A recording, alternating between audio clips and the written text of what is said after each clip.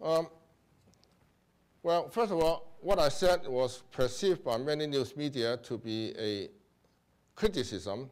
Maybe it's a criticism, but I consider myself to be an educator, and I love my country, my mother country, and my criticism should be considered as some way that I like to contribute my thinking towards my mother country. So I hope you don't mind for me to say something which may not be very nice to listen to for the government, especially. So the first major problem, I think, is lack of talent, not enough. In the university, we see there are many students, but first of all, the examination system in China has been focused on certain kind of knowledge, and many of them are not really trained them to be creative. For example, in high school examinations, because the high school examination do not really examine calculus, for example, which is fundamental to all modern technology or science.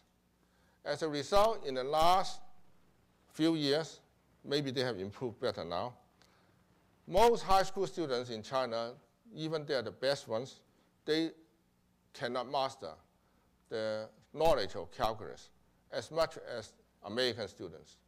And I have encountered many news reporters who ask me why I say the American students are good compared with Chinese students.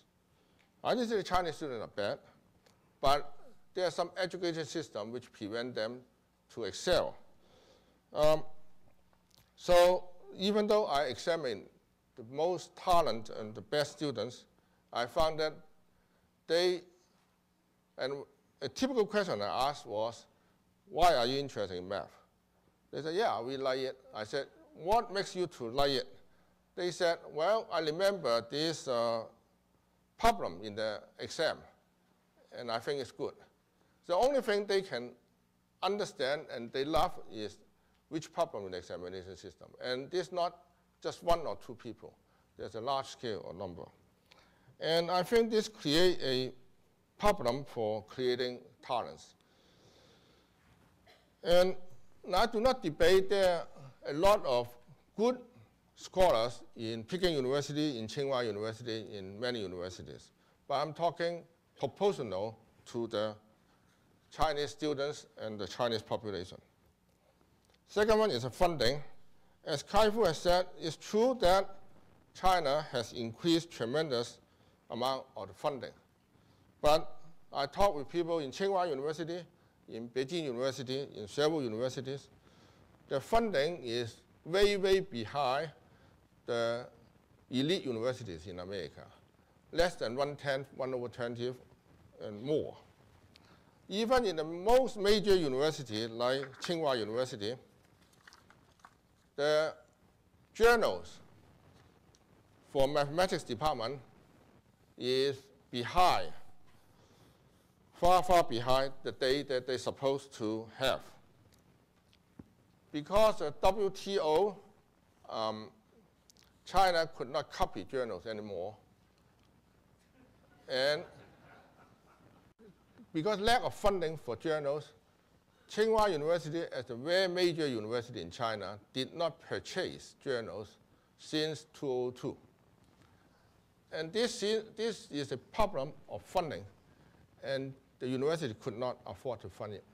So you can see how bad the funding situation is. It's a major tool for research. And we Chinese said that 公有三期是必胜三期期. So this is a difficulty that we are facing all over China. Despite all the major funding that the university has been gotten from the government, they are still lagging behind.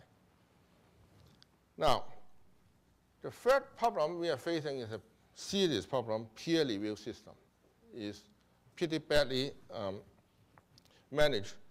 Because not enough talent and not enough funding, peer review system is much, much less objective than the American system. Not that American system is much better. I think that's simply because there are much more talents in America, already all set, and we have a much better system to judge it.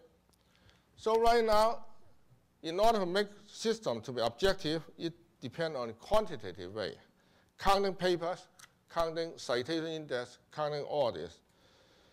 Very artificial in some way, but sounds like objective way to judge a university or judge a researcher. This has caused problems. It would be fine if we are judging a mediocre university, but to judge an elite university, this objective way is tough. And there's a great deal of politics involved. In order to be objective, the education system, the Ministry of Education, actually is judging in a much more extensive way now. For example, 2 years ago or last year, the departments of each university was asked to give criticism or comments about the other universities. And this creates a huge amount of problem. Many more paperwork, many more politics, academic politics.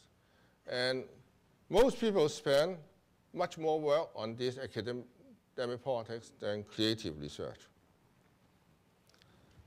Now, large scale, criticized by the government in the large scale, is difficult for scholars to enjoy academic freedom, which is utmost essential for the development of the first-class university.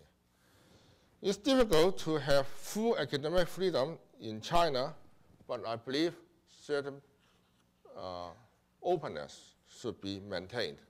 Otherwise, we just could not foresee a first-class research to be done in China. And also, I believe a mixture, a study of the foundations of Western and Chinese culture, including Indian and Muslim culture, should be very important for the development of universities in China. We know all these are absolutely fundamental, and the Chinese should be able to master and understand the basic philosophy behind it. Just like the Buddhism and Confucius, Yujia has been well studied by Song Dynasty philosophers and has deep influence in Chinese culture. In the last 100 years, we have been facing the problem how to merge the Western culture with Chinese culture. And so far, we are still struggling on it. And I think a good merge would be fundamental for our development of science and for our own culture also. I wrote a long essay, but I could not say more than a few of the points that I have.